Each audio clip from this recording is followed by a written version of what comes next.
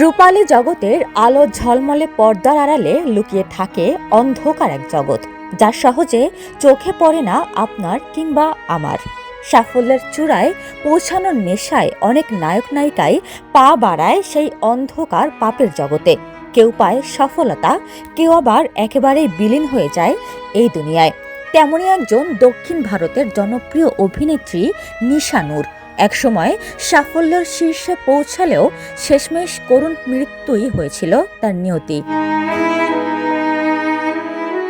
একসময়কার তুমুল জনপ্রিয় এই অভিনেত্রী দক্ষিণী ছবির দুই কিংবদন্তি তারকা রজনীকান্ত ও কমল হাসানের সঙ্গেও অভিনয় করেছেন, কিন্তু ভাগ্যের পরিহাসে ক্যারিয়ার দীর্ঘস্থায়ী হয়নি। ধীরে ধীরে কাজের সুযোগ কমতে থাকে, আর্থিক টানাপোড়েন চরমে পৌঁছায়। ভারতীয় এক সংবাদপত্রের মাধ্যমে জানা যায়, সেই দুর্দিনে পরিবার কিংবা বন্ধুবান্ধবও পাশে দাঁড়াননি। উল্টো এক প্রযোজকের চাপে তাকে বাধ্য হতে হয় পেশায় নামতে। এখান থেকেই শুরু হয় জীবনের ভয়াবহ দুঃসময়। পরে তার শরীরে ধরা পড়ে HIV নামক মরণ ব্যাধি।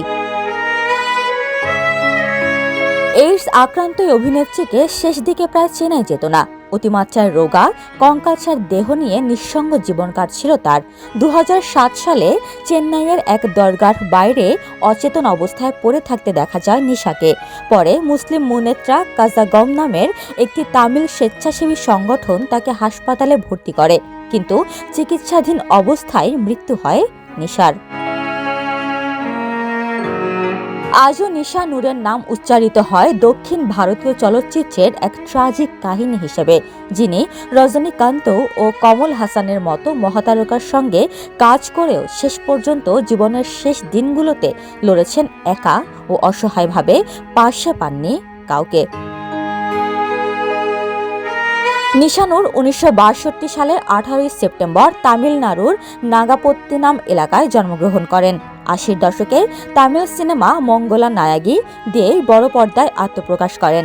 এরপর একে একে Chuvappu Nada, mimics parade, Ayyar the great, Devasuram, Ilamai Kolam, Enakkaga Kaathiru সহ বহু ছবিতে অভিনয় করেন তিনি। উপমা রায়, সোনালী নিউজ, ঢাকা।